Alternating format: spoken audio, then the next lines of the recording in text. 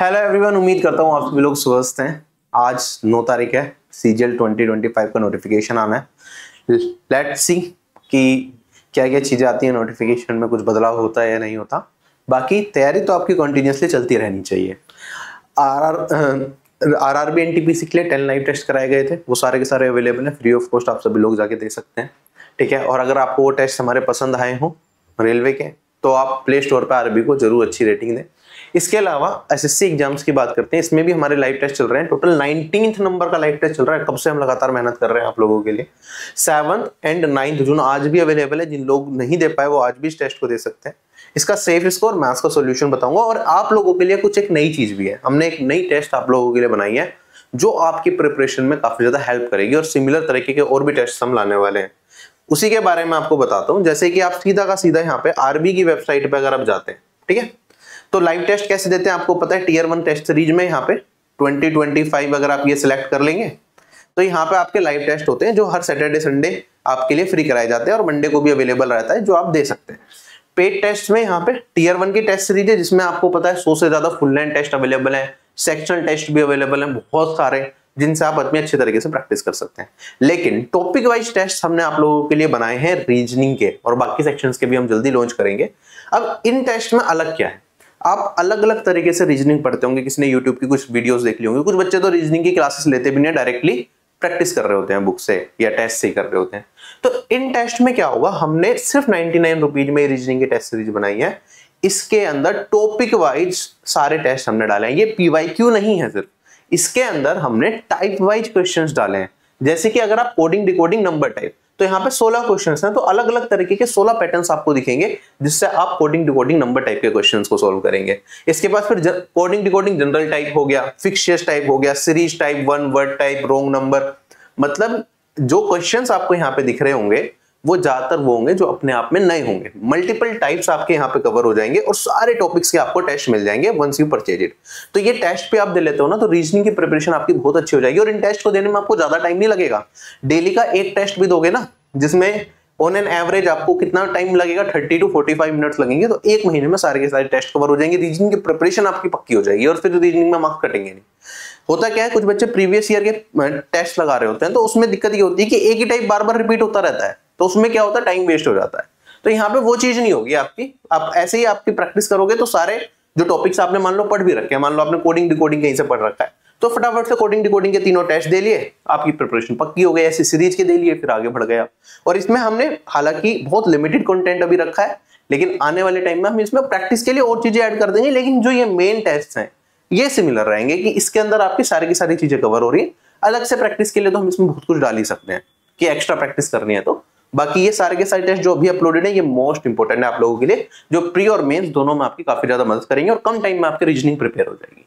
ठीक है, चलिए आगे बढ़ता हूं मैं वापस। तो ये टेस्ट अगर आपको लगे, एक टेस्ट आपका फ्री आप ट्राई कर सकते हैं, बाकी आप परचेज करके ये सारे के सारे टेस्ट दे पाएंगे। जो RB के ऑफिसर बैच यूजर्स हैं उनके लिए कोर्स फ्री रहेगा। ऑफिसर बैच में क्या होता है, सारे कोर्सेज, सारी टेस्ट सीरीज हमारे RB प्लेटफॉर्म पे जितना भी कंटेंट है सब फ्री मिल जाता है आपको एक ही जगह पे। ठीक है, जो कि आपका 1799 के आसपास पड़ता है। तो उसमें ये सारी चीजें ऑलरेडी इंक्लूडेड हैं, तो आप उन्हें अलग से परचेज करने की जरूरत नहीं है, बाकी लोग परचेज कर सकते हैं चाहे तो। ऐसे टीयर 1 की टेस्ट सीरीज के बारे में आपको पता ही है, 100 से ज्यादा टेस्ट हैं। जो लाइव टेस्ट है उन्हें सेक्शनल टेस्ट की फॉर्म में भी हमने डाल दिया पेड टेस्ट सीरीज यूजर्स के लिए, जिससे कि चीजें आसानी से दे पाए। बाकी जितने भी टेस्ट हो रहे हैं उनका एनालिसिस तो मैं करा रहा हूँ। जैसे कि अभी 19 नंबर का टेस्ट आ गया, तो उसका डिटेल एनालिसिस मैं आपको कराऊंगा। ये टेस्ट लगभग 16,000 प्लस एस्पिरेंट्स ने दिया है, और इसके अंदर ज्यादातर लोगों का स्कोर यहाँ पे 110, 101 से 120 के बीच में चल रहा है। सारे क्वेश्चंस का एनालिसिस आप देख सकते हैं।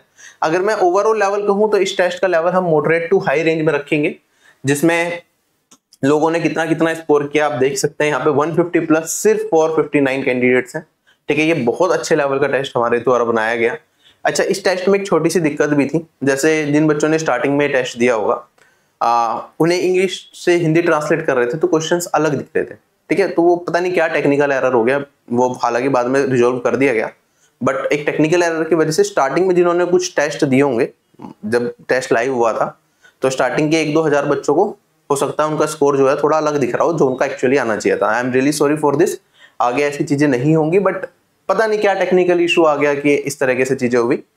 तो उस चीज का थोड़ा ध्यान रखना, वैसे ऐसी दिक्कतें नहीं होती हैं। परसेंटाइल डिस्ट्रीब्यूशन आप लोगों का स्कोर का देख सकते हैं।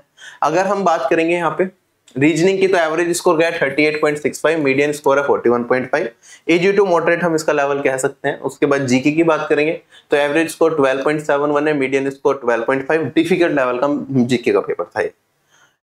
इसके बाद मैथ्स की बात करेंगे, मैथ्स का लेवल भी बहुत अच्छा था, ठीक है। एवरेज 25 ही जा रहा है, मीडियन 26.5। कितने लोगों ने कितना कितना स्कोर किया देख सकते हैं। 50 आउट ऑफ 50 स्कोर करने वाले सिर्फ 46 कैंडिडेट्स हैं, ठीक है।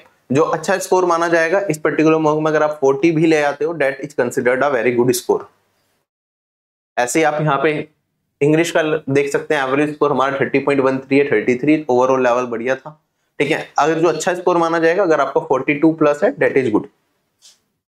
तो ओवरऑल सेफ स्कोर यहाँ पे है ये। लेकिन हालांकि इस टेस्ट के सेफ स्कोर पे मैं नॉट 100% श्योर, क्योंकि कुछ टेक्निकल ग्लिच हुआ था, तो उसकी वजह से एवरेजेस थोड़े हो सकते हैं बिगड़ गए हैं, ठीक है। बाकी ओवरऑल अगर हम देखें तो सारे जितने भी टेस्ट हुए अब तक 19, उनका डिटेल एनालिसिस देख सकते हैं आप।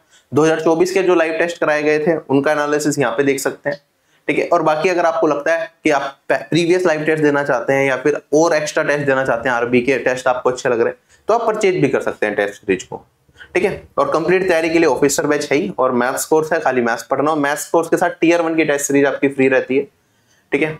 और चलिए अब स्टार्ट करते हैं हम मैथ्स के सॉल्यूशन अपने, एक एक करके सारे क्वेश्चंस को देखेंगे कम से कम टाइम में कैसे कर सकते हैं। पहला क्वेश्चन हमारे पास, क्वेश्चन में कहता है कि भाई m डिनोट करता है mean proportional between this and this, और हमारे पास n डिनोट करता है third proportional between this and this. तो हमें बताना 5m + 3n का मान क्या। अगर दो नंबर दे रखे हो a और b, तो उनका मीन प्रोपोर्शनल होता है √ab। अगर हमारे पास 3 नंबर दे रखे हो या फिर 2 नंबर दे रखे हो a और b, उनका थर्ड प्रोपोर्शनल हमें बताना हो, तो वो होता है b² / a। तो इसी तरीके से अगर हम करेंगे तो m का मान कितना आ जाएगा मेरे पास, रूट में 256 इंटू में 324, है ना। और n का मान अगर हम निकालेंगे तो ये आ जाएगा 15² / 9। हमें क्या बताना है, 5m + 3n। तो इसमें 5 से गुना कर देते हैं और इसमें 3 से गुना कर देते हैं, यही आंसर आएगा। अब आप देखो यहाँ पे, जैसे 9 है तो 3 का स्क्वायर है, यहाँ से काटूंगा तो 5 × 5 बचेगा 25, इंटू में 3 ये आ गया 75, और इसमें हमें यहाँ पे कुछ जोड़ना है, 3 24 18 और ये 16, तो 5 × 16 × 18 कुछ ये वैल्यू आएगी। सोल्व करके आप देखेंगे 75 से तो बहुत बड़ा है, तो ये तो नहीं हो सकता। बाकी तीनों ऑप्शन में यूनिट डिजिट डिफरेंट है, तो यूनिट डिजिट से कर लो। आप कहेंगे सर 5 × 6 करते यूनिट डिजिट 0 आएगी, तो इसकी पूरी यूनिट डिजिट 0, इसकी यूनिट डिजिट 5 आएगी, तो 0 + 5 जो भी आंसर होगा उसकी यूनिट डिजिट 5 आएगी। यूनिट डिजिट 5 वाला एक ही ऑप्शन है, that is option number D, तो 1515 ही मेरा इस क्वेश्चन का आंसर आएगा, ठीक है। अगले सवाल पे चलते हैं। एक डेटा दे रखा है मुझे, 2 स्टेट है एक्स और स्टेट जेड। दोनों स्टेट्स में बॉयज और गर्ल्स हो सकते हैं, किसी एग्जाम में अपीयर हो रहे होंगे। तो 2008 के अंदर टोटल जो स्टूडेंट स्टेट एक्स से एग्जाम में अपीयर हुए वो हुए 480। इनमें से कितने % लोग क्वालिफाई हुए, वो हुए 70%। ऐसे ही यहाँ पे दे रखा है दो स्टेट जेड का डेटा, बीच बीच में कुछ ब्लैंक्स दे रखे हैं। अब इसी पे बेस्ड एक सवाल बनाया गया है। क्वेश्चन में कहता है कि स्टेट एक्स ले लो 2010 की, ठीक है। इसमें जो रेशियो है मेल और फीमेल कैंडिडेट्स का जो क्वालिफाई हुए हैं, वो हमें दे रखा है 5:7।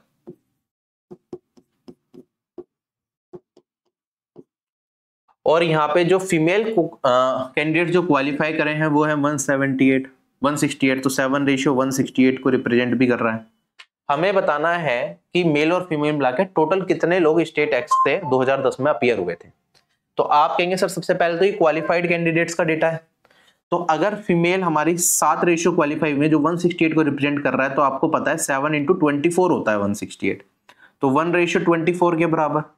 7 + 12 कितना हो गया, 12 रेशियो। तो टोटल कैंडिडेट्स जो क्वालिफाई करे होंगे वो हो गया 12 × 24, इतने लोग क्वालिफाई करे। यहाँ पे दे रखा है 2010 में 60% क्वालिफाई करे थे, तो ये मान कितने का है, 60% का है। हमें 100% का मान बताना है, तो डिवाइडेड बाई 60 इंटू में 100, इतने लोग एग्जाम में क्या हुए होंगे, अपीयर हुए होंगे। सॉल्व करेंगे तो एक 0 कट गई, यहां से काटूंगा तो 2, 24 इंटू में 2 48 और ये आ जाएगा आंसर 480। क्लियर क्वेश्चन सभी लोगों को अच्छे तरीके से समझ में आ गया होगा। अगले सवाल पे अब मैं चलता हूं। देखो क्वेश्चन में कहता है कि एक आदमी ने ना कुछ पैसे 12% पर एनम की ब्याज दर से इन्वेस्ट करे और कुछ पैसे 10% पर एनम की इंटरेस्ट रेट पे, उसे जो ब्याज के तौर पे साल के अंत में मिला दोनों इन्वेस्टमेंट से मिला के वो मिला 125 रुपए। तो मैं इस तरीके से लिख सकता हूं कि भाई पहला ए पैसा निवेश किया होगा, फिर बी। ए पैसा उसने 12% के हिसाब से निवेश किया, ये 10% के हिसाब से निवेश करा और टोटल जो ब्याज मिला तो एक साल का इतना इतना परसेंट ही ब्याज मिलेगा इन्वेस्टमेंट पे और टोटल ब्याज मिल गया 125 रुपए। अब कहता है अगर इंटरचेंज कर दे वो जो अमाउंट इन्वेस्ट करे थे जो भी रेट पे थे तो आपको 3 रुपए ज्यादा इंटरेस्ट के तौर पे मिलते हैं। कहने का मतलब ये है कि यहाँ पे पहले 12% ए था, अब यहाँ पे कर दे ये 10% ए इन्वेस्टमेंट 10% के हिसाब से दे दे और 12% के हिसाब से दे दे बी इन्वेस्टमेंट, तो उसको जो पैसा मिलेगा ना पहले से वो 3 फालतू मिलेगा। हमें बताना है कि भाई कितने पैसे उसने 10% पर एनम के हिसाब से स्टार्टिंग में दिए थे, मतलब आपको बी का मान यहाँ पे फाइंड आउट करना है कि क्या होगा। मैंने बिल्कुल सिंपल तरीके से आप लोगों के सामने लिख दिया, 2 इक्वेशन 2 वेरिएबल है, सिंप्लीफाई करके आप बी का मान निकाल सकते हैं क्या? बिल्कुल इजीली निकाल सकते हैं, आप इक्वेशन सोल्व करेंगे, बट थोड़ा सा टाइम कंज्यूमिंग ये काम हो सकता है, नहीं हो सकता, हो सकता है। इसे क्या मैं शिफ्टिंग मेथड से बहुत आसानी से कर सकता हूं। आप कहेंगे सर मेरा हो क्या रहा है, जब मैंने जो इंटरेस्ट रेट है ए का वो 2% क्या कर दिया, कम कर दिया, बी का इंटरेस्ट रेट मैंने क्या कर दिया 2% मैंने बढ़ा दिया, तो उसकी वजह से वैल्यू क्या हो गई मेरी 3 से बढ़ गई। ठीक है, अगर मैं ऐसा कर देता कि भाई ये ए 2 की जगह मैं कितना घटा देता, अगर मैं इसे 12% घटा देता तो यहां पे क्या हो जाता, ये तो 0% ऑफ ए बचता। इसकी वैल्यू में 2 की जगह यहां पे क्या कर देता, इंटू 6 कर दिया ना मैंने इसके अंदर, यहां पे भी चेंज में मैं इंटू 6 कर देता कि मैं कहता यार ये वाली वैल्यू 12% बढ़ा देता, तो ये हो जाता 22% ऑफ बी। तो जो मेरा रिजल्ट है वो कितना इंक्रीज हो जाता, आप कहते सर 3 इसमें भी 6 से मल्टीप्लाई कर दो, मेरी वैल्यू बढ़ जाती 3 इंटू 6 18 से। तो कह सकता हूं क्या मैं 22% ऑफ बी मेरा 18 को रिप्रेजेंट करता है। क्वेश्चन खत्म हो गया है यहीं पे। अगर 22% ऑफ बी ए को 18 को रिप्रेजेंट करता है तो सॉरी मैंने थोड़ा सा यहाँ पे गलत लिख दिया कि यहाँ पे वैल्यू मेरी 18 से बढ़ जाती, तो यहाँ पे 18 प्लस ये वाली वैल्यू बन जाती 125, इतना बन जाता 0% ए प्लस दिस। तो मैं कह सकता हूँ 20% ऑफ बी ये किसके बराबर आ गया, 143 के बराबर आ गया। बी का मान बताना है तो 100% ऑफ बी बताना पड़ेगा। आप देखेंगे यहाँ पे 2 से तो कटेगा नहीं, लेकिन 11 से कट जाएगा। 2% ऑफ बी ये मेरे पास किसके बराबर, 13 के बराबर आ गया। 50 से मल्टीप्लाई कर दूंगा दोनों जगह तो 100% ऑफ बी ये किसके बराबर आ गया, 13 इंटू में 50 650 के बराबर आ गया। यही मेरा इस क्वेश्चन का आंसर आएगा, ऑप्शन नंबर डी क्या हो जाएगा, करेक्ट हो जाएगा। क्लियर क्वेश्चन सभी लोगों को अच्छे तरीके से समझ में आ गया। अब ये देखो बेसिक इक्वेशन बना के तो आप कर सकते थे, ये काम पूरा ओरली किया जा सकता है। मैं इस क्वेश्चन को पढ़ते पढ़ते भी सोल्व कर सकता हूँ। हम कैसे करेंगे फ्यूचर में, शिफ्टिंग मेथड मैंने आपको टाइम स्पेंड डिस्टेंस में भी पढ़ाया है और बहुत जगह और भी पढ़ाया, पॉपुलेशन वाले सवालों में भी करवाया। देखो पहले हम 12% पे कुछ पैसा निवेश किया और 10% पे, तो मेरे को ब्याज मिल रहा है 125। जब मैं इंटरचेंज कर देता हूं अमाउंट को तो उस पर्टिकुलर केस में 3 रुपए ज्यादा मिलता है। तो इंटरचेंज से हो क्या रहा है कि भाई ये वाली वैल्यू मेरी क्या हो रही है, 2% कम हो रही है और इस पे ब्याज मेरे को 2% ज्यादा मिल रहा है। तो उस पर्टिकुलर केस में जो नेट इनकम इंक्रीज हो रही है वो 3 से इंक्रीज हो रही है। मैं ये पूरा का पूरा अगर 12% ही क्या कर दूं, कम कर दूं, तो मेरे को क्या करना पड़ेगा, 2 की जगह यहाँ पे 2% कम हो रहा था, मेरे को 12% करना है तो 6 से गुना करना पड़ेगा। तो आप कहेंगे अगर मैंने ये 12% कम कर दिया तो मेरे पास ये वाली वैल्यू 3 इंटू में 6, पहले 125 था, उसमें कितना बढ़ जाएगा 6 इंटू 3 18 से मेरी ये वाली वैल्यू बढ़ जाएगी। ठीक है, और इस केस में मेरे पास इन्वेस्टमेंट ये तो 0 हो गई, लेकिन इन्वेस्टमेंट भी कितनी हो जाएगी हमारे पास, ये 10 से फर्स्ट केस में कितनी और थी 12 हो रही थी, 2% बढ़ रहा था। अब मैंने इसका 6 गुना करा तो कितना बढ़ जाएगा 12 गुना, 12% और बढ़ जाएगा, तो ये 22% ऑफ बी हो जाएगी। इस तरीके से आप इसे करके निकाल सकते हैं।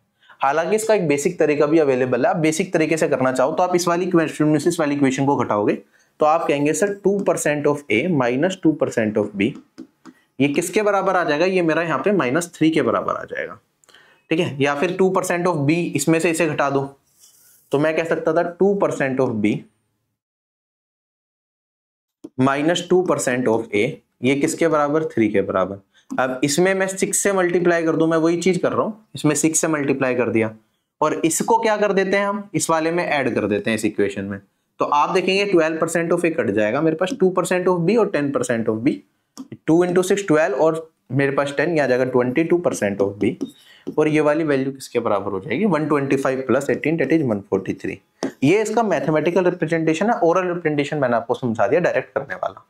ठीक है, मैथमेटिकली अगर आपको समझना ही क्या हो रहा है, क्योंकि हर चीज जो इसका भी लॉजिक आपको बताया जाता है उसका मैथमेटिकल रिप्रेजेंटेशन होता है और उससे से हमें चीजें ज्यादा अच्छे से समझ में भी आती हैं, तो ये इसका मैथमेटिकल रिप्रेजेंटेशन है। अगला सवाल हमारे पास बढ़िया सवाल है, कहता है, इस तरह का सवाल दिखे तो एग्जाम में वैसे 4-5 लाइन को तो लास्ट के लिए ही छोड़े। एक आदमी ए से बी ट्रेवल करता है 50 km/h की स्पीड से, फिर जाता है वो बी से सी 75 km/h की स्पीड से, अब वो सी से रिटर्न आता है वापस x km/h की स्पीड से। जो डिस्टेंस उसने ट्रेवल करा ए से बी और बी से सी, इसका रेशियो दे रखा है 2:3, तो ये 2x डिस्टेंस मान सकता हूँ, ये 3x डिस्टेंस मान सकता हूँ। अच्छा, x की फॉर्म में दे रखा है तो 2d और 3d मान लो। तो हमें बताना है अगर पूरी जर्नी की एवरेज स्पीड इतनी है तो आप बता दो कि x का मान क्या रहा होगा। ठीक, तो कैसे करेंगे इस तरह के सवाल को, आप कहेंगे सर एवरेज स्पीड दे रखी है, टोटल डिस्टेंस अगर मैं देखूं तो 2d और 3d, जाना भी और वापस भी आना है, तो 5d वापस आना भी होगा, तो टोटल डिस्टेंस हो गया मेरे पास 10d। टोटल डिस्टेंस किसके बराबर होता है, एवरेज स्पीड इनटू में टोटल टाइम। एवरेज स्पीड को अगर आप सिंप्लीफाई करेंगे 61 11/49 है, पहले आप 49 को 61 में मल्टीप्लाई करेंगे तो 49 1 जा 9, 4 कैरी फॉरवर्ड हो जाएगा, 49 इंटू में 6 594 प्लस 4 मेरे पास 294 प्लस 4 298, और इसमें 11 जोड़ दूंगा तो 3000 आ जाएगा, तो ये आ जाएगा मेरे पास 3000 डिवाइडेड बाय 49। ये हो गई एवरेज स्पीड, इनटू में मेरे पास वैल्यू क्या होगी, टाइम। टाइम क्या होता है, डिस्टेंस अपॉन में स्पीड। 2d डिस्टेंस कवर किया गया 50 की स्पीड से, 3d डिस्टेंस कवर किया गया 75 की स्पीड से, और बाकी का 5d डिस्टेंस कवर किया गया हमारा x की स्पीड से। इसे सोल्व करके हम अपना मान बताना पड़ेगा। अब देखो सोल्व करके d से तो आप देखेंगे सब जगह कॉमन आ रहा है, d कट जाएगा, हालांकि रेशियो लेते हैं तो हमें d का जरूरत भी नहीं होती। मैं और सिंप्लीफाई करूंगा तो एक जीरो से मेरी यहाँ पे एक जीरो एलिमिनेट हो जाएगी। और कुछ कट रहा है क्या, डायरेक्टली नहीं कट रहा है, यहाँ पे x की फॉर्म में ये 25 आ जाएगा और मेरे पास ये भी 25 आ जाएगा। अगर मैं मल्टीप्लाई कर दूं, देखो 49 डिवाइडेड बाई 300 है, इधर मेरे पास बचेगा 1/25 प्लस 1/25 2/25 प्लस में मेरे पास ये वाली वैल्यू 5/x। आप चाहें तो पूरा भी सोल्व कर सकते हैं, वरना ऑप्शन की मदद ले लो कि भाई देखो 49 तो न्यूमरेटर में बनाना है, तो डिनोमिनेटर में 300 कब आएगा, जब 25 के साथ किसी चीज का एलसीएम ले जाएगा। 25 में किससे मल्टीप्लाई करूं कि 300 मिले, आप कहेंगे सर मिनिमम आपको 12 लेना पड़ेगा तब जाके 300 बनेगा। तो जो मेरा x की वैल्यू होगी वो 12 और उसके साथ कोई फैक्टर 5 का होगा तभी आंसर बनेगा। तो 12 का मल्टीपल चारों ऑप्शन में अगर मैं देख पा रहा हूं तो एक ही ऑप्शन है, that is option number D. अगर x को 60 रख दूं तभी एलसीएम मेरा 300 बन पाएगा, और कोई केस में तो पॉसिबल ही है ना कि डिनोमिनेटर में 300 बन जाए। तो x का मान मेरा क्या आएगा, यहाँ पे x का मान मेरे पास क्या आ जाएगा 60। ठीक है, तो इस तरीके से थोड़ा लॉजिकली भी हम ऑप्शन की मदद लेके सोच लेते हैं, वरना कि आप इसे सब्ट्रैक्ट करके कुछ रह नहीं गया, बेसिक से निकाल ही लोगे। अगला सवाल हमारे पास दे रखा है कि आप रेशियो बता दो month with the highest production to the month with the lowest production. तो मेरे पास महीना जिसमें हाईएस्ट प्रोडक्शन है वो दे रखा है यहाँ पे नवंबर, और जिसमें लोएस्ट प्रोडक्शन है वो है मंथ में 45। किससे कट जाएगा, 9 से कट जाएंगे दोनों, 12:5। यही क्वेश्चन का आंसर है। समझने वाला कुछ था ही नहीं इस टाइप के अंदर, सिंपल था। एक क्वेश्चन में एवरेज का क्वेश्चन दे रखा है कि एक क्लास के अंदर ना 30 स्टूडेंट्स हैं, ठीक है, और उनका एवरेज निकला हमारे पास 30 स्टूडेंट का 21। टीचर ने रियलाइज किया कि 2 स्टूडेंट के जो नंबर थे ना वो गलती से 19 और 21 ले लिए थे, जबकि वो लेने चाहिए थे 13 और 17। तो हमें बताना है न्यू एवरेज क्या होगा। आप कहेंगे सर चेंज कितने का आएगा टोटल में, 19 + 21 ये बन गया 40, और ये वाली वैल्यू बन रही है 30। तो हमने जो ले लिया वो क्या ले लिया, 10 ज्यादा ले लिया इससे, तो 10 हमें वापस करना पड़ेगा। टोटल कितने स्टूडेंट्स थे क्लास के अंदर, 30 थे। तो इन 30 स्टूडेंट से अगर हमें 10 लेना है वापस, तो एवरेज में कितना का इंपैक्ट पड़ेगा। आप कहेंगे सर 10/30, 30 लोगों से 10 हमने टोटल मिला के वापस लेना है, तो एवरेज में कितना का इंपैक्ट पड़ेगा, इतना। और ये लेना है तो वैल्यू हमारी घटेगी एवरेज में, और आंसर कितना आ जाएगा मेरे पास यहाँ पे 1/3 होता है, 0.33 घटाऊंगा तो 20.67 के आसपास है क्या ऑप्शन में, यही आंसर आ जाएगा। बेसिक से करना होता तब भी कोई दिक्कत नहीं थी, इस क्वेश्चन को बेसिक से भी बहुत इजीली किया जा सकता है। आप कहेंगे सर यहाँ पे मेरे पास एवरेज क्या होता, 21 × 30, ये सम आ गया, और चेंज कितने का आया, प्लस आप कहेंगे सर -40 करना पड़ेगा, +30 करना पड़ेगा, तो ये मेरा क्या हो गया, न्यू सम हो गया। ठीक है, और न्यू सम किसके बराबर, 30 लोग हैं, और उनका मेरे पास कह सकता हूं मेरा न्यू एवरेज होगा, ये भी न्यू सम के बराबर हो गया। 30 से भाग दे दूंगा इसमें, तो ये 30 से 30 एलिमिनेट हो जाएगा, और यहाँ पे ये 10/30, तो मेरे पास 21 - 10/30 जो मैंने बताया आपको डायरेक्ट तरीका, वही आ जाएगा मेरे पास क्वेश्चन का आंसर।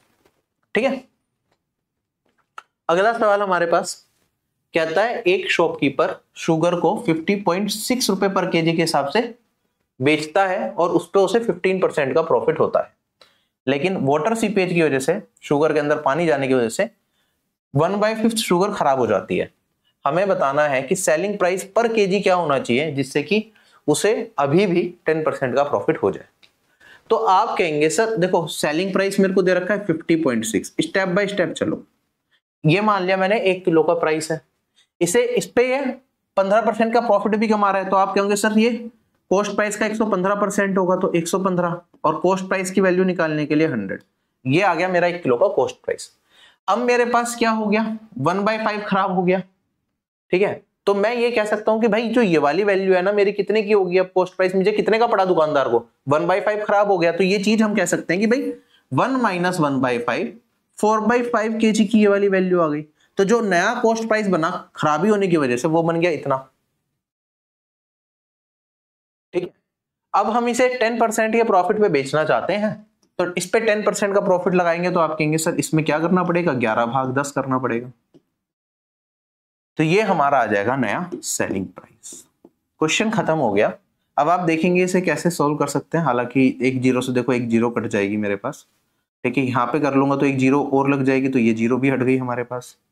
फिर यहाँ पे 11 तो किसी से नहीं कट रहा है, तो आंसर 11 का मल्टीपल होगा। ये 11 से कट रहा है, ये वाली वैल्यू 11 से कट रही है, बाकी दोनों ये 11 से कट रहा है, इन तीनों में से आंसर आएगा।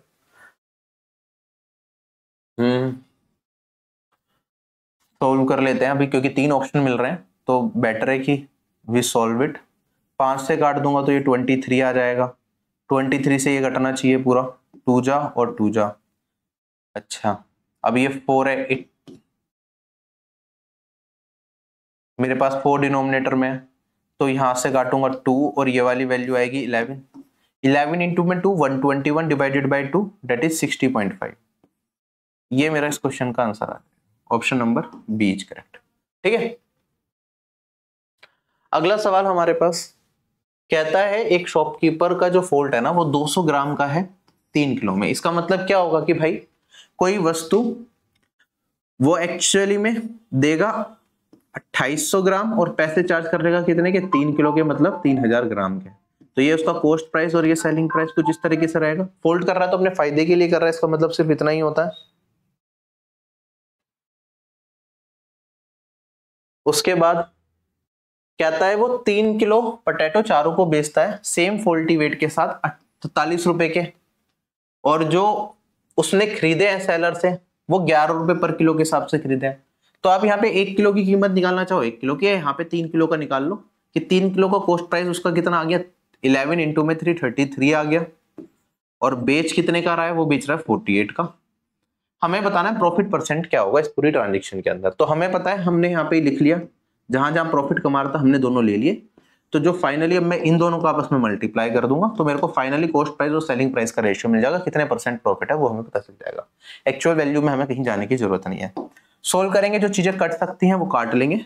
जैसे 2 जीरो से ये 2 जीरो एलिमिनेट हो गई। हमारे पास यहाँ पे 4 से काटूंगा तो 7 आ जाएगा और ये आ जाएगा मेरे पास 12 और ये फर्दर 3 से काटूंगा तो 11 और ये वाली वैल्यू मेरे पास 4। तो 4 इंटू 30 ये 120 बन गया और ये हमारे पास 77 बन गया। प्रॉफिट कितने का होगा, अब आगे तो कटेगा नहीं। आप कहेंगे सर ये 43 का प्रॉफिट है 77 पे, परसेंटेज में बताना, चार ऑप्शन बहुत दूरी पे हैं।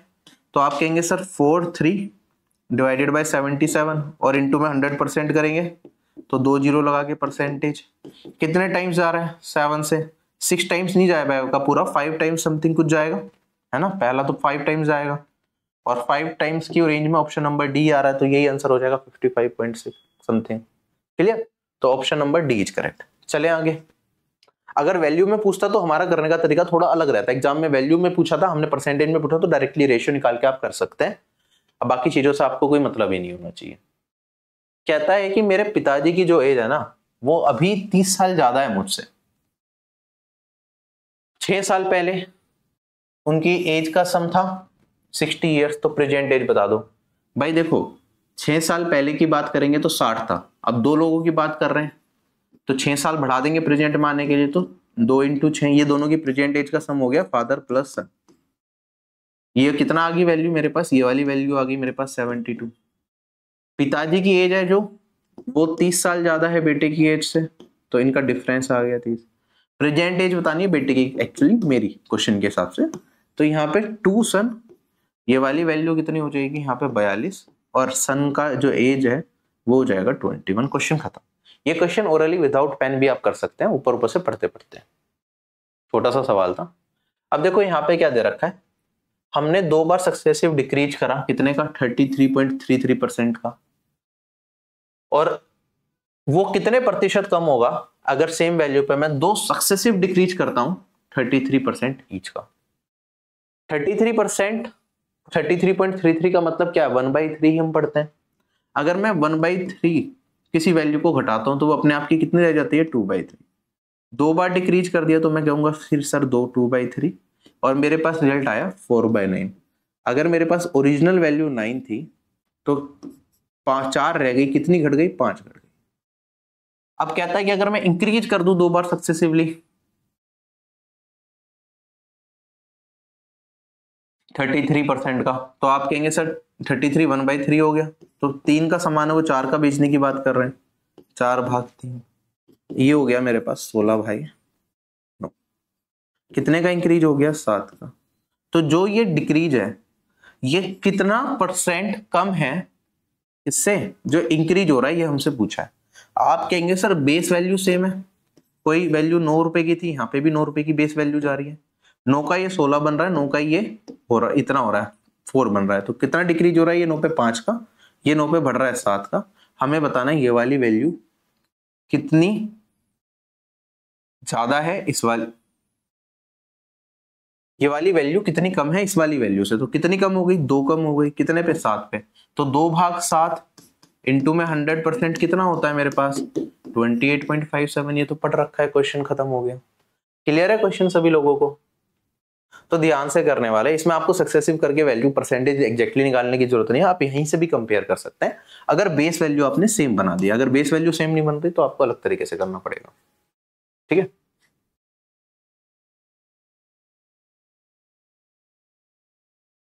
अगला सवाल मेरे पास, आप कहेंगे सर यहाँ पे 7 sin theta equals to 5 1 plus cos theta है, थीटा 0 से 90 के बीच में, इसका मान बता दो।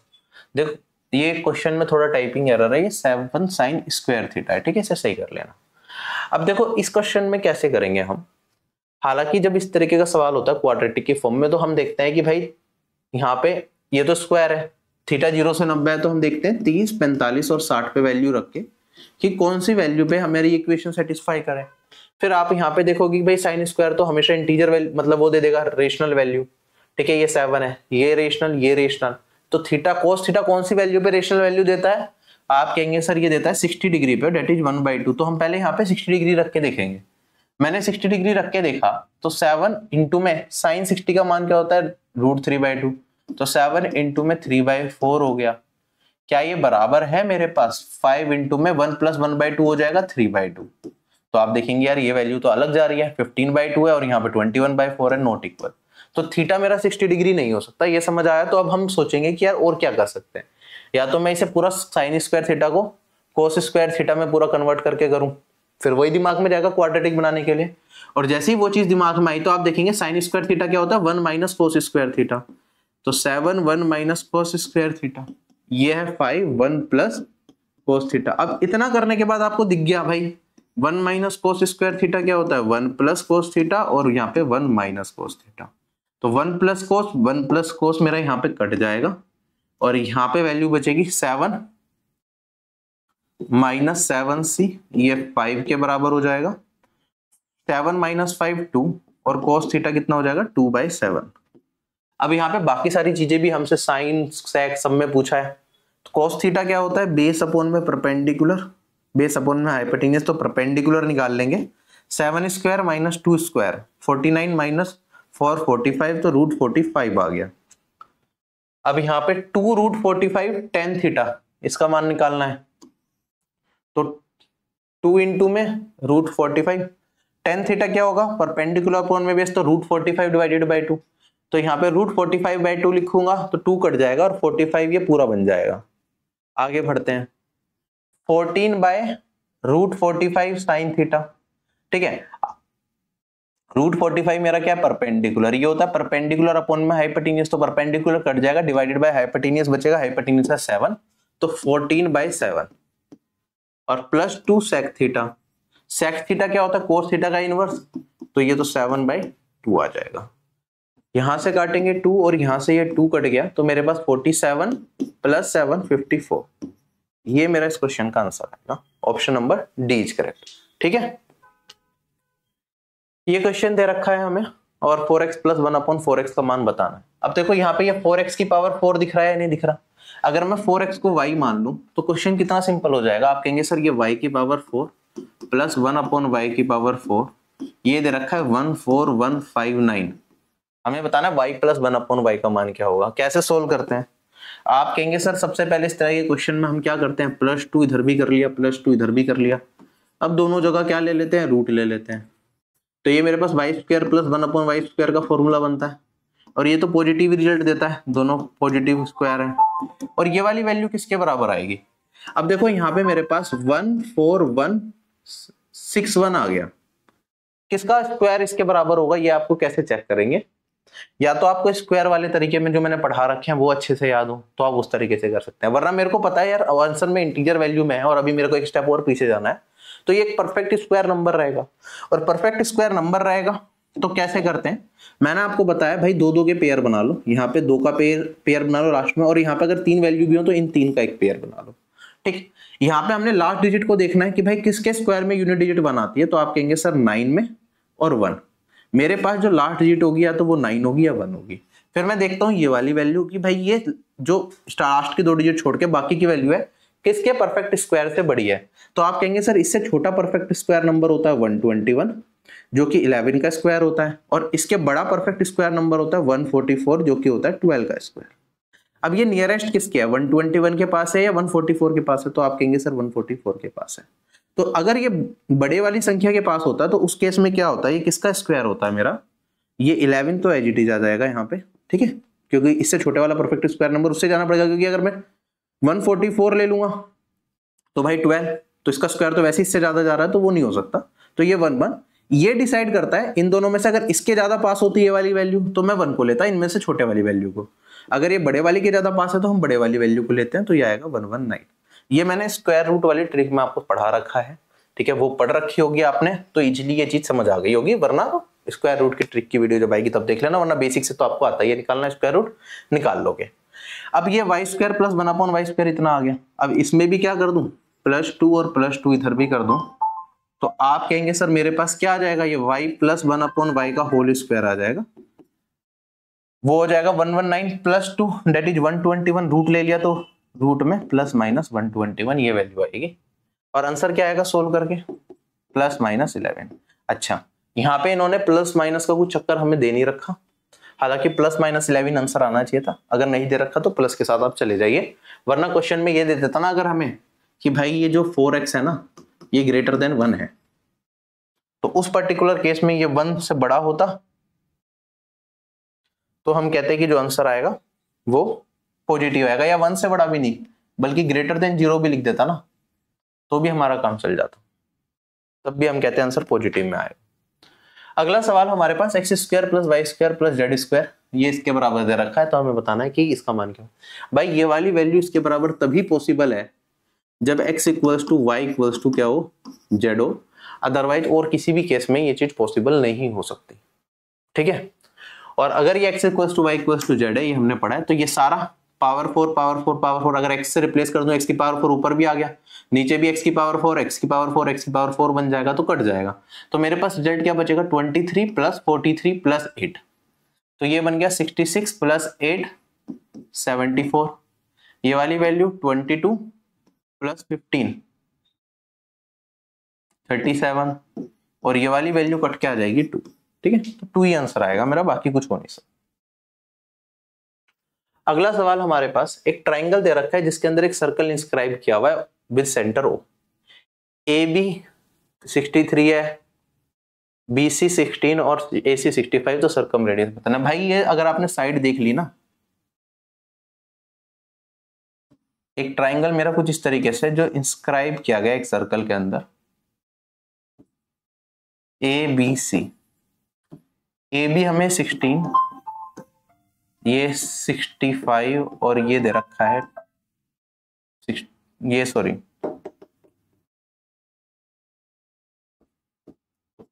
आपको ये पता होना चाहिए भाई, ये दोनों क्या बनाते हैं आपस में, 16 63 और 65 आपस में ट्रिपलेट बनाते हैं, मतलब इसका स्क्वायर प्लस इसका स्क्वायर बराबर होता है 65 के स्क्वायर के। और अगर आपको ये समझ में आ गया तो भाई उस केस में सर्कम रेडियस जो होता है मेरा, वो होता है मेरा हाइपोटेन्यूस डिवाइडेड बाय 2, या फिर आप कह सकते हैं हाइपोटेन्यूस डायमीटर का काम करता है। तो ये वाली value 65 divided by 2 that is 32.5। जब भी इस तरह का सवाल हो जिसमें 3 साइड दे रखे हैं और सर्कम रेडियस आपसे पूछ ले, एक बार चेक कर लिया करो जो सबसे बड़े वाली साइड है क्या उसका आधे वाला ऑप्शन में दे रखा है। अगर आधा उसका ऑप्शन में दे रखा है तो समझ जाओ चांसेस है कि वो राइट एंगल ट्रायंगल हो। वेरीफाई कर लो राइट एंगल ट्रायंगल तो नहीं बन रहा और अपना आंसर मार्क कर लो, ठीक है। क्लियर है ये चीज, ठीक है। ट्रिपलेट चेक करना है तो भाई आप ऐसे भी कर सकते हो कि भाई this square minus this square करेंगे तो दिस प्लस दिस हो गया 128, दिस माइनस दिस हो गया मेरे पास कितना 2, ठीक है। और इसका रूट कर देंगे तो ये वाली साइड आनी चाहिए, अगर ये वाली साइड आ रही है तो ठीक है भाई, तो ये मेरे 256 बना जो कि 16 का स्क्वायर होता तो हो गया वेरीफाई। अगला सवाल हमारे पास एक ट्राइंगल दे रखा है हमें एबीसी,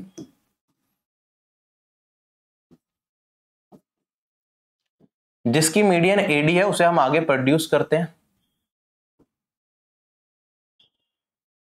और सीएफ क्या है, इसके ऊपर एक परपेंडिकुलर है।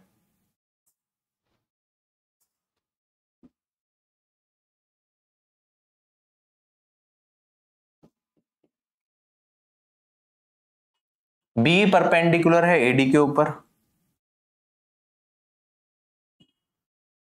आगे क्या रखा है हमें, बीसी दे रखा है पूरा का पूरा 32, ये 32 है, डीएफ हमें 6 दे रखा है, ये वाली वैल्यू कुछ और है, बीई है परपेंडिकुलर, ये वाली दूरी हमें 6 दे रखी है। हमें बताना है कि बीई का मान क्या होगा, ठीक है। देखो अगर ये मीडियन है तो ये इक्वल पार्ट में साइड को स्प्लिट करेगी, तो ये वाली दूरी मेरे पास कितनी हो जाएगी 16 हो जाएगी, है ना, और ये वाली दूरी भी 16 हो जाएगी। आप ये बताओ मेरे पास ये वाला एंगल और ये वाला एंगल वर्टिकली अपोजिट एंगल हो जाएंगे, ये दोनों 90 डिग्री के हो गए और ये साइड इक्वल हो गई, तो क्या दोनों ट्राइंगल मेरे पास कॉन्ग्रुएंट हो जाएंगे। आप कहेंगे सर दो एंगल इक्वल तो तीसरा एंगल भी इक्वल हो जाएगा, तो ये वाला ट्राइंगल और ये वाला ट्राइंगल एएसए प्रॉपर्टी से आपस में कॉन्ग्रुएंट, तो क्रॉसपोंडिंग साइड्स भी इक्वल हो जाएंगी। तो आप कहेंगे सर ये 16 है, ये वाली दूरी 6 थी, तो मेरे पास ये वाली दूरी भी क्या आ जाएगी, मेरे पास डीई भी 6 आ जाएगा। तो मेरे पास जो ट्राइंगल बचा वो कुछ इस तरीके से बचा कि भाई ये एंगल मेरा 90 डिग्री है, ये ई है, ये मेरे पास डी है और ये बी है, ये दूरी 6 है, ये 16 है, तो ये वाला मान बता दो। तो भाई ये क्या हो जाएगा, रूट में 16 स्क्वायर माइनस 6 स्क्वायर, जिसमें 2 को अगर मैं कॉमन भी ले लूं तो 8 स्क्वायर माइनस 3 स्क्वायर हो जाएगा, 5 और 11 55, 2 रूट 55, तो 55 इंटू 4 कर दूंगा तो रूट में 220, ये आंसर आ जाएगा। ठीक है,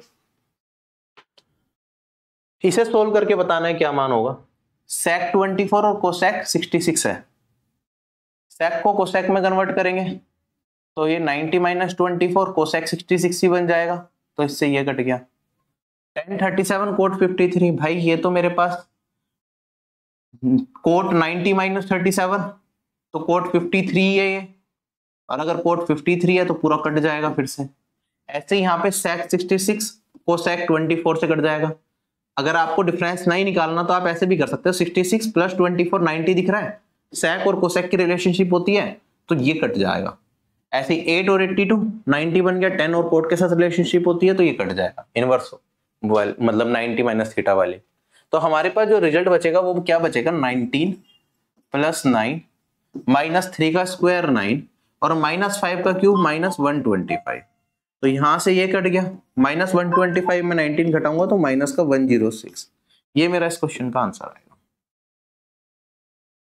अगला सवाल हमारे पास, x एक 2 डिजिट का नंबर है और y दूसरा 2 डिजिट का नंबर है जो x के डिजिट्स को चेंज करके बना है। तो x एक 2 डिजिट का नंबर मैं मान सकता हूं a b है, और जिसे हम रिप्रेजेंट करेंगे 10a प्लस b की फॉर्म में। y इंटरचेंज करके बनाया तो ये ba होगा, जिसे मैं लिख सकता हूं 10b प्लस a की फॉर्म में। ठीक है, अगर x plus Y greatest 2 digit number है तो हमें बताना है what are the possible values of x। अगर इन दोनों को सम कर दें तो मेरे पास वैल्यू क्या आएगी, आप कहेंगे सर 11a और 11b, तो 11a plus b। Greatest 2 digit का नंबर क्या होता है, 99, तो a प्लस b कितना आ गया मेरे पास, यहाँ पे आ गया 9। अब हमें बताना है कि x की कितनी पॉसिबल वैल्यूज है। अब x एक 2 डिजिट का नंबर है ना, ये क्वेश्चन में दे रखा है, तो भाई जो पहली वैल्यू होगी a, ये 0 हो सकती है क्या, नहीं हो सकती क्योंकि ये a b की फॉर्म में है। तो ये पहली वैल्यू मेरी क्या होगी, मिनिमम 1 होगी, और अगर ये 1 होगी तो b का मान मेरे पास क्या आएगा, 9 बनाने के लिए इसे मेरे को रखना पड़ेगा 8। तो आप कहेंगे सर यहाँ पे a और b की अगर मैं वैल्यू देखूं, ये 1 होगा 2 होगा, जैसे ही ये 8 होगा तो ये घट जाएगा, आगे 9 बनाने के लिए 7 हो जाएगा, इस तरीके से चलेगा। तो ये 1 से लेके 8 तक की वैल्यू ले सकता है a, और b फिर 8 से लेके 1 तक की वैल्यू पे आ जाएगा। तो कितनी वैल्यूज पॉसिबल होंगी, आप कहेंगे सर 8 वैल्यूज पॉसिबल होंगी हमारे पास नंबर की। ऑप्शन नंबर डी क्या हो जाएगा, करेक्ट हो जाएगा। ठीक है, अगला सवाल, tan theta plus sec theta 9 के बराबर है, तो थीटा अगर एक्यूट एंगल है तो 3 sin थीटा बता दो। देखो अगर tan theta plus sec theta मुझे किसी x के बराबर दे रखा होता है तो हमें पता है tan थीटा का मान क्या होता है, tan थीटा उस केस में होता है x square minus 1 divided by 2x। ठीक है, ये प्रॉपर्टी हमने पढ़ी हुई है। ठीक है, अगर ये प्रॉपर्टी लगा देते हैं तो आप कहेंगे sir 9 square minus 1 divided by 2 into में 9, तो ये कितना बनेगा 80 बाई 2 40 बाई 9। हमें3 sin थीटा बताना है। tan थीटा क्या होता है, परपेंडिकुलर अपॉन में बेस। 40 और 9 किसके साथ ट्रिप्लेट बनाते हैं, 41 के साथ, ये आ गया हाइपोटेनियस। 3 इंटू में 40 डिवाइडेड बाई 41 सॉरी, तो 120 बाई 41 आएगा आंसर, ये इस क्वेश्चन का आंसर। ये प्रॉपर्टी कैसे है अगर आपको पता करना है तो आप कहेंगे sir tan theta plus sec theta, हमें पता है tan square theta minus sec square theta, ये 1 के बराबर, sec square theta minus tan square theta 1 के बराबर होता है। इसे ब्रेक कर लेंगे, sec प्लस 10 और sec माइनस 10 में, तो ये भी मेरे पास 1 के बराबर, तो sec प्लस 10 क्या हो जाएगा 1 अपॉन sec माइनस 10, या फिर sec माइनस 10 क्या हो जाएगा sec theta minus tan theta, ये बराबर हो जाएगा मेरे पास 1 अपॉन 9 के। और अगर इन दोनों को इसमें से इसे घटा दूं तो 2 tan थीटा आ जाएगा मेरे पास, 9 माइनस 1 अपॉन 9, और यहाँ पे 2 नीचे ले जाऊंगा तो 9 square minus 1 divided by 2 into में 9, वही चीज लिखी मैंने फॉर्मूले से। ठीक है, सोल्व करके निकाल सकते हैं। कहता है कि हमारे पास एक 7 डिजिट का नंबर है, ये 12 से कट रहा है, हमें बताना है अगर मिनिमम पॉसिबल वैल्यू लेनी है x और y की, x और y के सम की, तो x माइनस y क्या होगा। आप कहेंगे सर 12 का मतलब 3 से भी कटे और 4 से भी कटे, ये 4 का डिविजिबिलिटी रूल कहता है लास्ट की 2 डिजिट 4 से कटनी चाहिए, तो 7y, ये 4 से कटेगा। y का मान क्या आ सकता है, हमें पता है 4 के टेबल में आता है 72 76, और तो कोई आएगा नहीं 4 के टेबल में, तो 2 और 6 मेरे पास y का मान आ सकता है। 3 का डिविजिबिलिटी रूल कहता है सम ऑफ डिजिट 3 से कटना चाहिए। तो सम ऑफ डिजिट अगर निकालूंगा मैं तो 10, 17, 19 और 7 26, 26 प्लस एक्स प्लस वाई। फिर अगेन सम ऑफ डिजिट कर सकते हैं, 6 और 2 8, 8 प्लस एक्स प्लस वाई। ये मेरा किससे कटना चाहिए? 3 से कटना चाहिए। अब मेरे पास मान लो मैंने यहां पे रख दिया क्या, 2 रख दिया वाई को, तो 10 कौन सी मिनिमम वैल्यू रख सकता हूं मैं एक्स की जिससे कि ये कट जाए किससे? 3 से। तो आप कहेंगे सर 10 प्लस 2 होता है 12, 12 ही वैल्यू है, 10 से बड़ी जो 3 से कटेगी, तो x को मेरे को रखना पड़ेगा 2। अगर मैं 8 प्लस एक्स प्लस वाई यहां पे अगर y को रख देता हूं क्या 6, तो मेरे पास क्या होगा, x को 14, इसे 1 रखना पड़ेगा तब जाके 15 मेरा कटेगा। इन दोनों का सम आ रहा है 7, इन दोनों का सम आ रहा है मेरे पास कितना 4, तो कौन सा छोटा है 4। तो मेरे को x को 2 और y को भी 2 लेना पड़ेगा। 2 - 2 x - y पूछा है तो ये आ गया 0। ठीक, अगला सवाल हमारे पास कहता है हमारे पास एक कोन है जिसका डायमीटर हमें 28 दे रखा है और हाइट हमें 14 दे रखी है। डायमीटर 28 तो रेडियस 14, हाइट भी 14 दे रखी है। ये वाटर से भरा जाता है किस तरीके से कि 21 सेकंड में ना 2 मीटर क्यूब पानी जाता है, तो कितना टाइम लगेगा इसे भरने में? तो अगर इसे पूरे को भरना है तो वॉल्यूम क्या होता है 1/3 पाई आर स्क्वायर एच, तो 1/3 पाई को 22/7 ले लेते हैं, 14 इंटू 14 इंटू 14, ये हो गई वॉल्यूम। ठीक है, ये किस में है? मीटर क्यूब में है। 2 मीटर क्यूब भरने में 21 सेकंड लग रहे हैं। ठीक है, इतने मीटर क्यूब भरने में, मैं कह रहा हूं 2 मीटर क्यूब भरने में कितना टाइम लग रहा है? 21 सेकंड। 1 मीटर क्यूब का भरने में कितना लगेगा? 2 भाग 21 सेकंड। और इतने मीटर क्यूब भरने में कितना टाइम लगेगा? 2 भाग 21 गुना में 10, ये मेरा टाइम आ जाएगा। अब सोल्व करेंगे, अपना आंसर निकाल लेंगे। 4 ऑप्शन भी दे रखे हैं, ये सारे ऑप्शन सेकंड्स में ही है। ठीक है, सेकंड्स में ही होंगे, कुछ दे नहीं रखा। तो 7 और 3,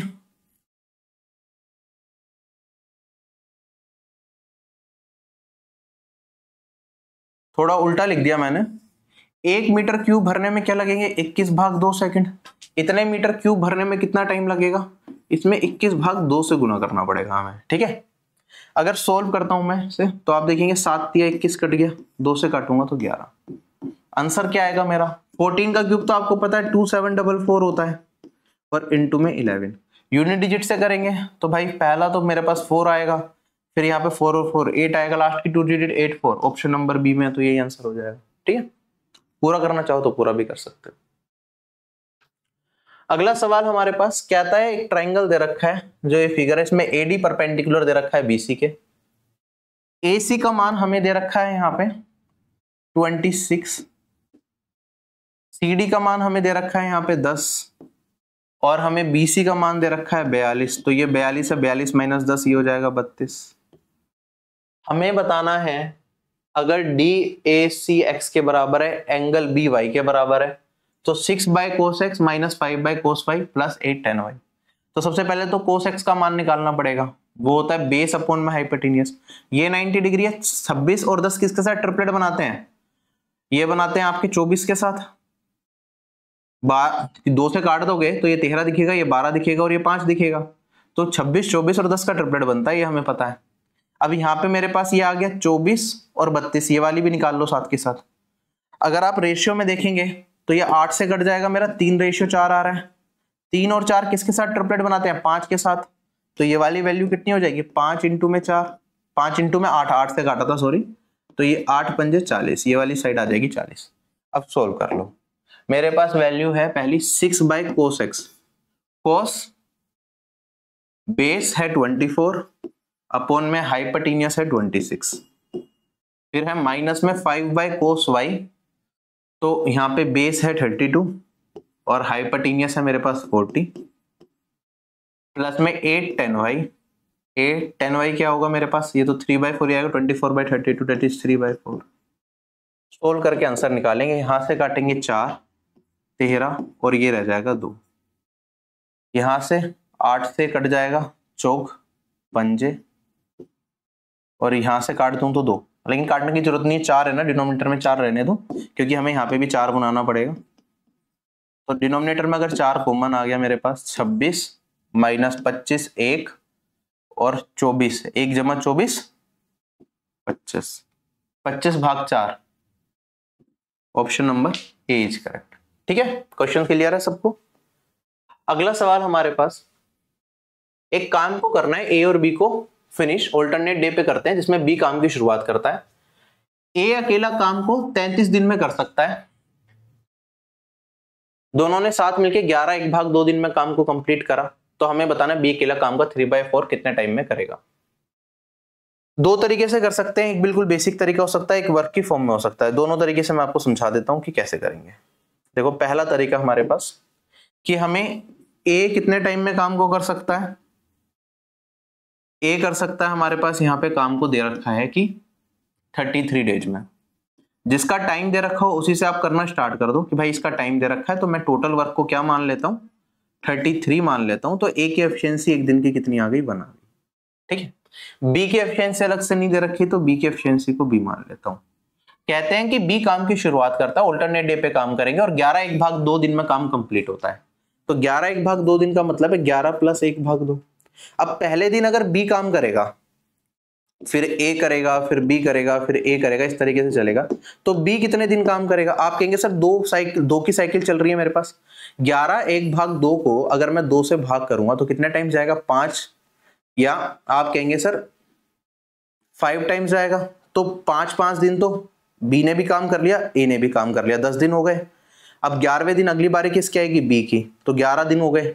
अब बारी किसकी आएगी, ए की, तो ये करेगा हाफ काम। तो मैं कह सकता हूं बी 6 दिन काम करेगा और ए मेरा कितना काम करेगा, 5.5 दिन, जिसे मैं 11/2 भी लिख सकता हूं। ठीक, तो आप यहीं पे सोल्व करेंगे कि भाई ए बी की एफिशिएंसी अगर बी है और ए की 1 है, तो ए ने कितने दिन कर लिया, 6 दिन। बी की एफिशिएंसी 11 बी ने 6 दिन करा, तो 6b।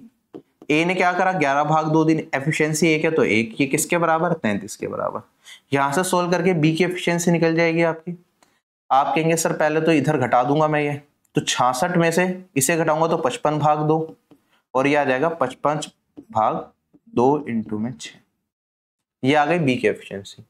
टोटल काम का 3/4 बी कितने दिन में करेगा, तो 3/4 ऑफ 33 डिवाइडेड बाई बी की एफिशिएंसी है 55 डिवाइडेड बाई 2 इंटू में 6। कैलकुलेशन लास्ट के लिए छोड़ दो, तो हमारे पास आंसर निकल के आएगा यहाँ पे। इससे आसान तरीके भी, 4 से काटूंगा ये 3 रह जाएगा। ठीक है, 3 ऊपर जाके यहाँ पे मल्टीप्लाई हो जाएगा, ये है 3, 5 11 से काटूंगा तो 3, और ये आ जाएगा 5, तो 27/5 आ गया। और ये वाली वैल्यू मेरे पास कितनी हो जाएगी, 5 2/5। ये आंसर आ गया। ये एक तरीका है जो बेसिक से सभी लोगों को आई थिंक समझ में आ गया होगा, और ये आसान भी है। एक दूसरा तरीका है जिससे शायद थोड़ा जल्दी निकालना है। हमें यही समझ में आ रहा है ना क्वेश्चन देख के कि ए और बी काम कर रहे हैं, बी काम की शुरुआत कर रहा है, फिर ए। टोटल 11 1/2 दिन में हो रहा है, तो मेरे को ये भी पता है कि भाई बी शुरुआत कर रहा है, बी 6 दिन करेगा, ए 11/2 दिन या 5 1/2 दिन करेगा। ठीक है, ए अकेला काम को कितने दिन में खत्म करता है भाई, 33 दिन में। तो एक दिन में कितना करेगा, 1/33 काम करेगा। तो 11 दिन में कितना, 11/2 दिन में कितना काम करेगा। आप कहेंगे सर 1/33 एक दिन का काम है, डिवाइडेड बाय 11/2 कर दो, तो इतना काम किसने किया होगा, ए ने करा होगा। ये वाली वैल्यू कितनी आ गई मेरे पास, 11 से काटूंगा 1/6। ए ने 1/6 काम करा है मेरे पास, जितने भी दिन काम किया है। तो बचा हुआ काम कितने किया होगा, बी ने किया होगा। 1 - 1/6 कर दूंगा तो 5/6 वर्क बी कितने दिन में करता है, ये भी करता है 6 डेज के अंदर, है ना। हमें बताना है 3/4 काम कितने दिन में करेगा। तो पहले तो पूरा काम कितने में करेगा, 6 × 6/5, और अगर हमें इसका भी 3/4 कराना है तो इंटू में 3/4। क्या यही वैल्यू आएगी, क्वेश्चन खत्म हो गया। आप कहेंगे सर ये 4 से काट दूंगा, 3 × 3 27/5 आ गया, और ये वाली वैल्यू 5 2/5 आ गई। क्लियर। तो इस तरीके से भी कर सकते हैं। ठीक है, डिपेंड करता है आप किस तरीके से ज्यादा कंफर्टेबल है। यहाँ पे कुछ बच्चे कंफ्यूज कर देते हैं या सिली मिस्टेक कर देते हैं जो बिगनर्स होते हैं, तो वो थोड़ा सा ध्यान रखिएगा। बाकी ये वाली अप्रोच तो आपकी यूनिवर्सल अप्रोच है ही, हर क्वेश्चन करते ही हम टाइम एंड वर्क का ऐसे। बाकी इस तरीके से भी वर्क की फॉर्म में भी कर सकते हैं। क्वेश्चन में बताना है कि लीस्ट नंबर बता दो जिसे डबल करने के बाद वो इससे कंप्लीटली डिविजिबल हो जाए। ठीक है, तो मैं मान लेता हूं वो लीस्ट नंबर है n, और इसे डबल कर दूंगा तो इन सबसे कंप्लीटली डिविजिबल हो जाए, तो वो नंबर क्या होगा, वो तो भाई इनका एलसीएम होगा, जो सबसे छोटा भी और इन सब से डिविजिबल हो जाए, तो मेरे को जो नंबर निकालना है वो क्या होगा, एलसीएम डिवाइडेड बाय 2। 4 ऑप्शन भी दे रखे हैं, आप ऑप्शन की मदद भी ले सकते हैं कि 2 से मल्टीप्लाई कर दें इन सब में और चेक करें कि इन सब से वैल्यू से कट रहा है नहीं कट रहा। बाकी ऑप्शंस भी क्लोज हैं तो आप इन सब का एलसीएम भी निकालना कोई मुश्किल काम नहीं। जैसे 12 है, 12 क्या होगा, 2 की पावर 2 इंटू 3 की पावर 1 है, फिर 36 है, तो ये तो मेरे पास 2 का स्क्वायर और 3 का स्क्वायर होता है। 2 का स्क्वायर ऑलरेडी आ चुका है, 3 की पावर 1 थी तो 2 कर दी, इन दोनों का हो गया। फिर 15 है, 3 इंटू 5, 3 की पावर 1 ऑलरेडी ले रखा है तो 5 की पावर 1 और ले लो। उसके बाद है 22, ये क्या होता है 2 इंटू 11, 2 ले रखा है ऑलरेडी, 11 की पावर 1, और इसको डिवाइड कर दो 2 से, तो ये मेरा क्या आ जाएगा, आंसर आ जाएगा। मल्टीप्लाई कर लो, आपको वैल्यू मिल जाएगी। जैसे कि अगर यहाँ पे एक 2 से ये 2 कट गया, 2 इंटू 5 ये तो हो गया 10, तो छोड़ दिया। 9 इंटू में 11 99 और 1 0 999। ठीक है, अगला सवाल हमारे पास बढ़िया सवाल है।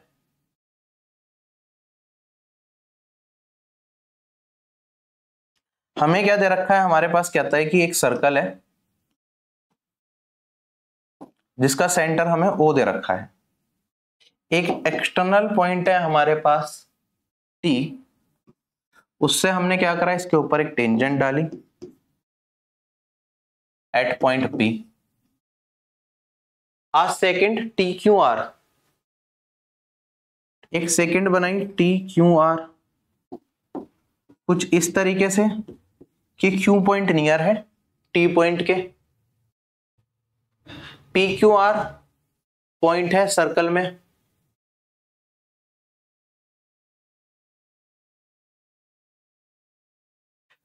अब आगे कहता है ड्रॉ लाइंस ओ क्यू, ये बना लो, एंड ओ आर ये भी बना लो।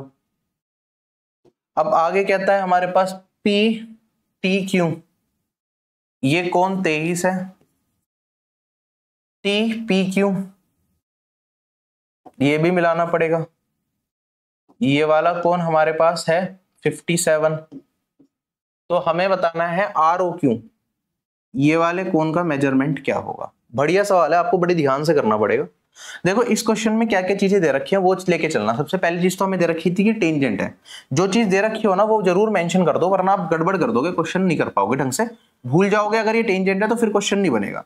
तो मैं क्या करूंगा, इसको यहां से मिला देता हूं, या फिर पूरी लाइन ही ले लेता हूं और इसको मिला देता हूं यहां से, ठीक है। और इसको यहां से मिलाते मेरे को समझ में आया भाई ये 90 डिग्री है, तो मेरे पास जो ये वाली वैल्यू निकल के आएगी ये हो जाएगा 57 में क्या जोड़ दें कि 90 बन जाए, तो ये बन जाएगा 33, तो ये मान मिल गया। ये मेरे को पता है भाई रेडियस है, ठीक है, तो ये भी रेडियस है, तो मेरे को ये भी पता चल गया कि भाई ये वाला एंगल भी कितना हो जाएगा 33।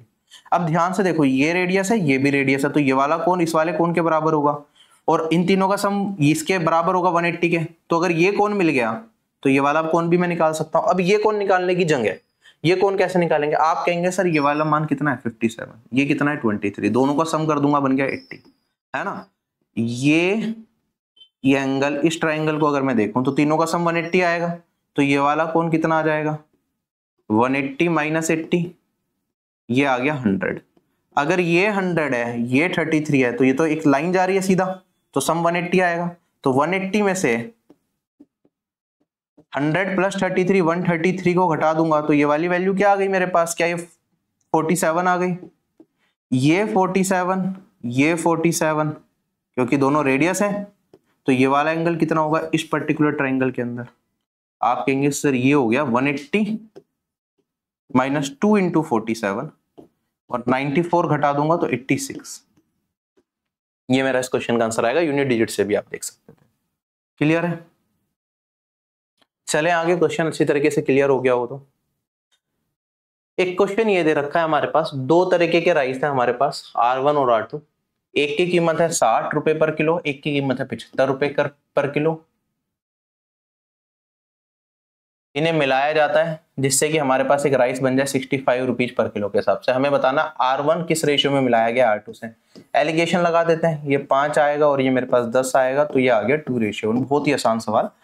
अब देखो जो बच्चा लास्ट क्वेश्चन तक पहुंचा ही नहीं तो उससे ये आखिरी का सवाल जो मुश्किल, जो बहुत आसान था, ये छूट गया होगा। जो क्वेश्चन 15 सेकंड में करने वाला वो छूट गया, और अब जो मुश्किल सवाल है हो सकता है आप उसी में फंसे रह गए हो। तो आर्ट ऑफ स्पीकिंग बहुत जरूरी है कि आप क्वेश्चंस को छोड़ छोड़ के आगे बढ़े।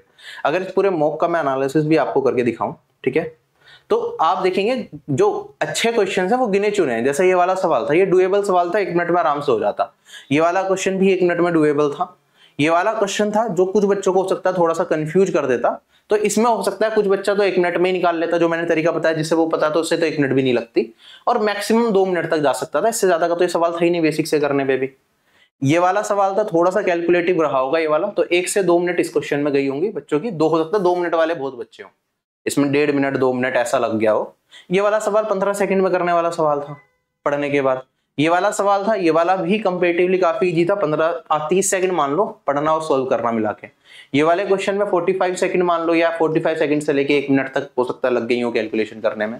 ये वाला question again with in 1 minute में डुएबल सवाल था ये वाला भी। इसके बाद ये वाला सवाल बहुत ईजी था, 45 सेकंड्स मान लो, मैक्सिमम 30 to 45 सेकंड्स। ये वाला सवाल है, ये वाला सवाल भी आपका विद इन 1 मिनट करने वाला था। छोटे छोटे सवाल थे, ठीक है। ये वाला सवाल था, ये थोड़ा सा बल्कि था, हो सकता था कि एक बार की में अगर आपको क्लिक नहीं करता कौन से एंगल पे सेटिस्फाई कर रहा है तो आप लास्ट के लिए छोड़ते, और हो सकता है इस क्वेश्चन में आपको 1.5 मिनट तक भी लग गए हो, 1.5 से 2 मिनट भी चले गए हो जिनको समझ नहीं आया होगा।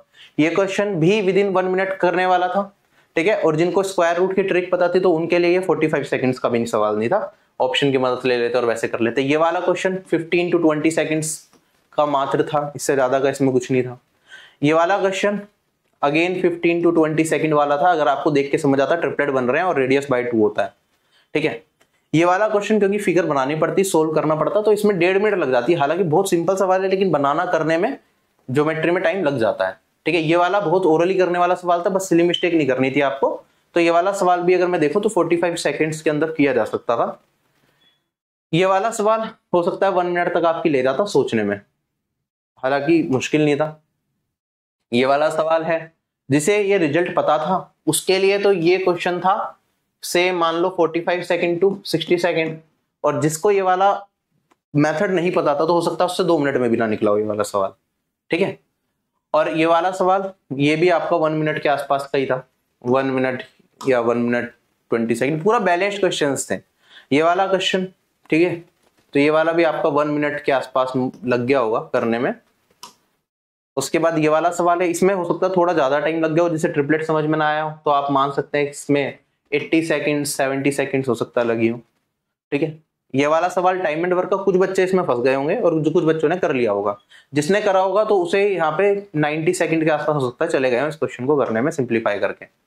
ये वाला क्वेश्चन डुएबल था, 30 सेकंड में कर लिया होगा बच्चों ने।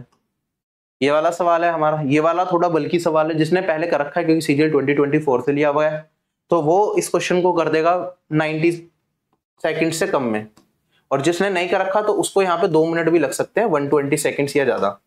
और ये वाला सवाल तो भाई 15 सेकंड से ज्यादा किसी को भी नहीं लगा होगा, पढ़ना और करना दोनों मिला के, ठीक है। तो this was it, I hope ये सेशन आपको समझ में आया होगा। बाकी आप टेस्ट सीरीज आपको पता ही है आरबी पे अवेलेबल है, टियर 1 और टियर 2 की, जो बेस्ट है, सबसे ज्यादा लोग इसे रिकमेंड करते हैं, तो आप चूज कर सकते हैं। और कंप्लीट तैयारी के लिए आप आरबी से ऑफिसर बैच, जिसमें सारे सब्जेक्ट्स की कंप्लीट क्लासेस बिल्कुल बेसिक से हाई लेवल आपको मिलेगी, तो कोई तकलीफ नहीं होगी आपको प्रिपरेशन करते टाइम। मैथ्स के लिए आप द्रोणाचार्य बैच ले सकते हैं। आप लोगों से अभी यहीं विदा लेता हूँ, bye bye, take care, have a nice day and Jai Hind. क्या आप एसएससी एग्जाम्स की तैयारी कर रहे हैं और कंफ्यूज्ड हैं कैसे प्रिपरेशन करें? देखो, कोई भी कॉम्पिटिटिव एग्जाम अगर आपको निकालना है तो सबसे जरूरी है आपका उसमें हार्ड वर्क, उसके बाद right strategy and right guidance. मैं Shubham Jain, ex GST inspector, जिसने अपने 7 साल के टीचिंग करियर में लाखों बच्चों को ट्रेन किया और उनकी ड्रीम जॉब तक पहुंचने में मदद करी है। मैंने खुद एसएससी सीजीएल एग्जामिनेशन को फर्स्ट अटेम्प्ट में निकाला था, तो I know the best method जिससे कम से कम टाइम में अपन प्रिपरेशन तक कर सकते हैं। आप लोगों के लिए लेके आया हूँ ऑफिसर बैच, एक ऐसा बैच जिसमें बेसिक्स टू हाई लेवल सारी चीजें आपको कराई जाएंगी। मैथ्स में उसमें मैं खुद पढ़ाता हूँ, साथ ही साथ आपको उसमें एक दिया जाता है टारगेट ग्रुप। जिसमें आप डेली बेसिस पे आपको टारगेट दिए जाएंगे, आपको वो फॉलो करने हैं और आप लिमिटेड टाइम के अंदर अपने कोर्स को कवर कर सकते हैं। साथ ही साथ एक डाउट ग्रुप भी होगा जिसमें मैं खुद अवेलेबल रहूंगा। आप कोई भी क्वेरी अपने डायरेक्टली मुझसे पूछ सकते हैं और अपनी सही गाइडेंस में प्रिपरेशन को आगे ले जा सकते हैं। डिस्ट्रैक्शन फ्री एनवायरनमेंट में आप अपनी कंप्लीट तैयारी करेंगे तो आपके सिलेक्शन के चांसेस ज्यादा बढ़ेंगे। साथ ही साथ कोई भी चीज आप पढ़ते हैं तो उससे रिलेटेड टेस्ट वहां पे अवेलेबल रहते हैं, जिससे आप अपनी परफॉर्मेंस को एनालाइज कर पाएं। प्री और मेंस की टेस्ट सीरीज कोर्स के साथ आपको मिलेगी। इसके साथ साथ आपके लिए एक एड ऑन भी है। जो लोग स्टेट एग्जाम्स की प्रिपरेशन करते हैं, जैसे जिसमें हिंदी पूछा जाए, स्टेनोग्राफी की कुछ बच्चे प्रिपेयर कर रहे होते हैं या फिर कंप्यूटर कुछ एग्जाम्स में पूछा जाता है, तो उसकी क्लासेस भी हमने ऑफिसर बैच के अंदर इंक्लूड कर दी है, मैथ्स, इंग्लिश, जीके, रीजनिंग के साथ साथ। तो एक कोर्स में आपकी कंप्लीट प्रिपरेशन हो जाएगी। आप लोगों के लिए एक ऑफर भी है, अगर आप एग्जाम 10 कोड यूज करेंगे तो आपको 10% का डिस्काउंट मिल जाएगा ऑफिसर बैच के ऊपर। अगर आप इंडिविजुअल सब्जेक्ट्स के कोर्सेज लेना चाहते हैं तो these are also available at very affordable prices, तो आप you can enrol in those courses as well. Jai Hind.